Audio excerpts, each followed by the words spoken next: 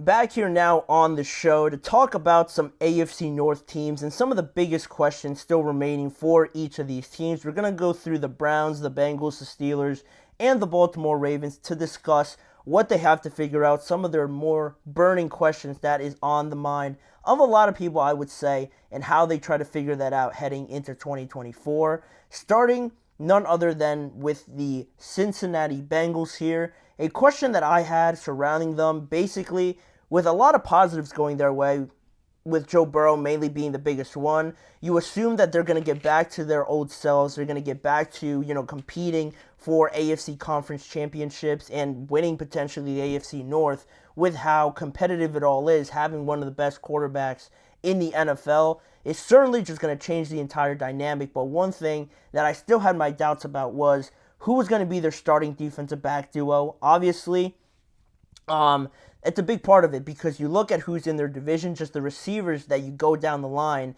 that you're going to face, and also in combination with the quarterbacks that have throwing them the ball. It is an important thing. You think of Mark Andrews, Zay Flowers, George Pickens, Amari Cooper, Jerry Jeudy now coming in.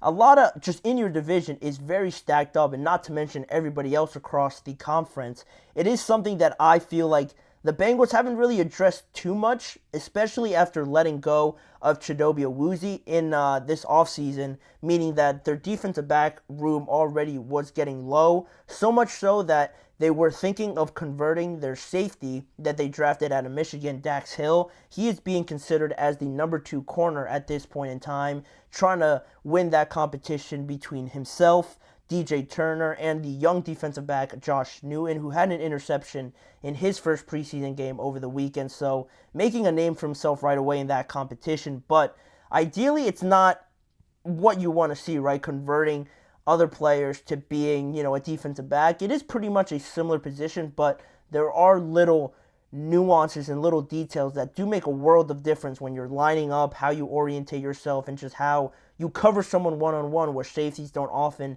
have to do that. And that's the number 2 defensive back. Obviously, who's going to be the number 1? It's probably going to be their third-year corner, Cam Taylor-Britt. He should be the number 1 or is best suited to win the starting corner job at this point in time. So it's really who's going to be that number 2, because at slot corner, they have Mike Hilton. He's been very, very good for them since he signed with them after the Pittsburgh Steelers let him go a while back now in free agency. So they got the slot locked down. I did like how they brought in Geno Stone at the safety position, signing him from the Baltimore Ravens. But the defensive backs and the other person that's going to play alongside Geno Stone is going to be important to figure out, again, because it is a passing league now. A lot of emphasis goes to that side of the ball. You have a lot of good quarterbacks in your division already, so to figure that out is going to be pivotal, especially coming off of a season where the Bengals were 28th in the NFL last year in passing yards allowed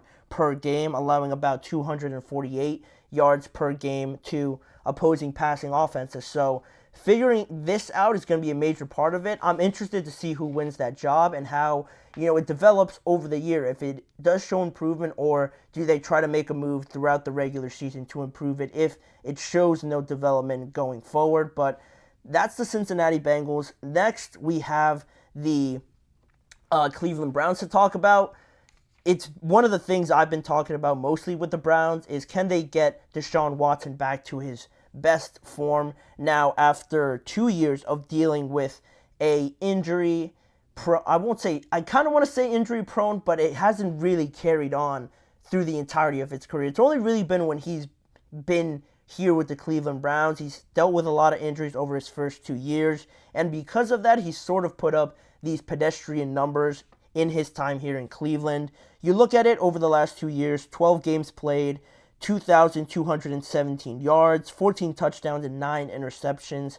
Isn't gonna validate those $230 million you have guaranteed in your contract. And also, it's not only just about the money, it's a huge, factor in all of this with how much the Browns have really invested into going out and trading for Deshaun Watson. You also consider how much draft capital they gave up in a bidding war between pretty much them and the Atlanta Falcons, and just how highly sought after Deshaun Watson was, for a good reason, because of how well he played in Houston and that standard that he set for himself in Houston. you're still waiting to see that here in Cleveland. And again, you add what they gave up for him and how much money they paid him.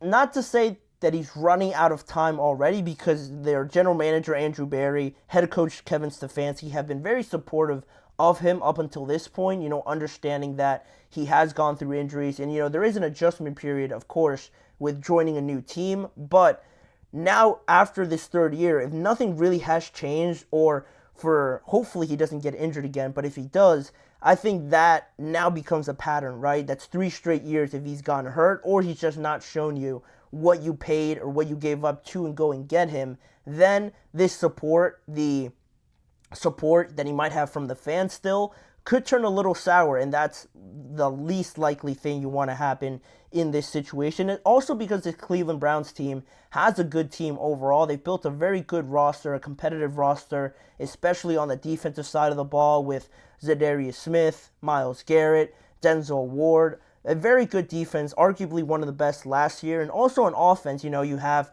Nick Chubb, Amari Cooper. Their offensive line is very good and a very solid unit as well.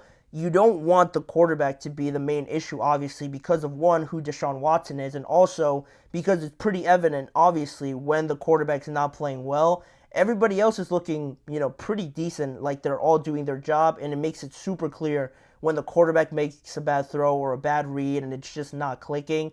It's very obvious. So because of that, I feel right now it's a big year for Deshaun Watson heading into his third year now. And it also doesn't help that Joe Flacco comes in off of his couch and puts up the crazy numbers with this roster. And Deshaun, is still struggling to get it going here. Again, the injuries are a big factor of it, but you don't want the injuries to start becoming, a habit, a routine thing to happen each and every year that you're just going to have to deal with bringing in backups year in and year out, because, again, that's not what you paid for. So this year, big year for Deshaun. He's got the talent there. I can't just think that he's not going to, that talent's just gone all of a sudden, but putting it all together is a lot harder than it seems, and hopefully he gets that figured out this year for the Cleveland Browns' sake especially.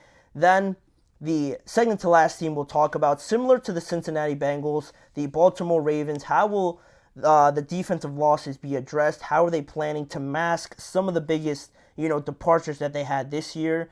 I was between this and having it be a question about their offensive line, because they did lose 3 starters on that offensive line, but I went with the defense just because they did lose some pretty heavy hitters. I mentioned Geno Stone signing with the Bengals, but in the other order, the Baltimore Ravens lost a very good player. He accounted for 7 interceptions just himself last year, 44 solo tackles, and 68 total tackles for what he contributed to this entire unit. One of the most underrated players on their entire team, I would say, for the impact that he had. The 7 interceptions are huge. I don't know exactly for sure if he led the league, but 7's a lot. I mean, he'd probably be right there with Deron Bland. He might have had some more, but it's still right up there. And takeaways don't just happen just like that, just because you're lucky. That it goes a lot into having that amount of interceptions in a year. So it's good for the Bengals, but the Ravens having to deal with that is something of my concern. Also, they moved on from Jadeveon Clowney, and people might think, he's a little bit older, washed up, not what you'd expect out of Jadeveon Clowney maybe during his Houston Texans days, but he was second on this team with 9.5 sacks, so a pretty big contributor right away. They were able to keep Justin Madubuike, who led the team in sacks, but Jadeveon was right there with him, close to, I think he had 11 or 12 sacks, Madubuike did, so 9.5 is right there, considering that everybody around them couldn't put up close to those numbers. Losing a guy like that hurts as well. And the biggest one for me, Patrick Queen, going, not only leaving their team, but going and signing with the Pittsburgh Steelers is huge. Great for the Steelers, but you break up one of the better linebacking duos in the entire NFL. They still have Roquan, who I think for a lot of teams and who they have at linebacker probably accounts for both the linebackers that they have in terms of talent, but to have both of them there was almost like a cheat code. The middle of the field, the sidelines were ever hardly attacked by opposing teams because they knew that one of these guys or both of these guys were going to shut that down right away. Now, Roquan could do a very good job. He's probably arguably up there with being the best linebacker in the game with Fred Warner, but having both of them, again, is huge, and now having to work around that.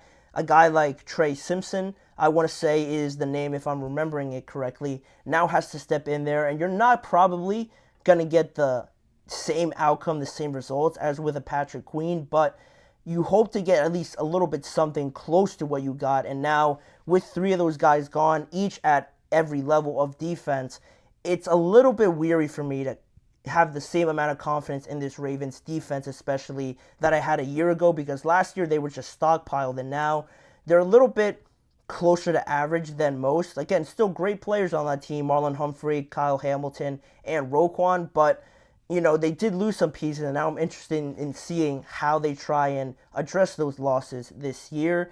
And lastly, one of the more obvious ones, the Steelers as being the last team, but also a clear question, how will they address the quarterback position? I didn't change the question on the screen, so apologies for that, but it is just the quarterback position. This one was an obvious one. The who's going to win the quarterback battle and where does it stand right now? Justin Fields has been impressing everyone in camp. In the actual game in preseason against the Houston Texans, it didn't look as clean as a lot of people would have hoped, a lot of Steelers fans would have hoped, but the fumbled snaps, it's on both of those players, but overall, if you just erase them, and it's hard to do that, obviously, because those are big plays. I thought Justin did all right. Really, when I was watching that game, I was more so looking at how the entire offense looked, because it was going to be a major change going from Matt Canada to Arthur Smith, and I was pleasantly surprised and pleased with what I saw in some of the throws that Justin made, some of the plays that they were able to get through, execute, I should say, also. And the running game looked pretty solid with both of those guys. The offensive line looked pretty well, other than their first-round selection, Troy Fautanu, getting hurt and kind of getting schooled by Danielle Hunter. It looked pretty decent for being the first game out there in preseason. Now, the two fumbles are going to be a question that everyone's going to kill Justin Fields for, but I didn't put too much stock into that. Now you still have Russell Wilson to come back. He's been getting more and more involved in training camp. He is slated to participate in the second preseason game against the Buffalo Bills, but it still remains a question who's actually going to start, and I think that'll say a lot on who starts with that first-team offense, if it's still Justin Fields or Russell Wilson, if he just gets thrown right away into that starting role. It'll be interesting to see, again, because Fields brings the athleticism. He's had a good connection with George Pickens, but obviously Russell brings the security, the experience, and everything like that. How the next two preseason games go, I'm pretty sure both of them are going to play in the next two unless they decide who the starter's going to be and sit him for the last game. It's going to tell a lot. So these next preseason games are going to be huge for this team in deciding who that starting quarterback is going to be in Week 1, traveling down to Atlanta to face the Falcons in Week 1. But though that makes it all of the teams in the AFC North. We have gone through all that division and try to address some of their biggest questions. There is some pretty fascinating ones that will develop at the start of this year, but also as the regular season goes on, which will be super fascinating to keep track of. But that's pretty much it for that segment. Once we return from our next break, we're going to go into analyzing Trey Lance's performance in his first action since 2022, in his first preseason game against the Los Angeles Rams. We're going to talk about it, what he said about his performance, and what Mike McCarthy also said, plus talking about what Gerard Mayo, the head coach of the New England Patriots, also said on addressing Brandon Ayuk not deciding to go there and trade or sign with them, over this offseason. He addresses it and just his bold claim to this New England Patriots team going forward after the developments of this offseason. Those two topics and more coming up on today's show. You're listening to the GSMC Chip Shot Football Podcast. Looking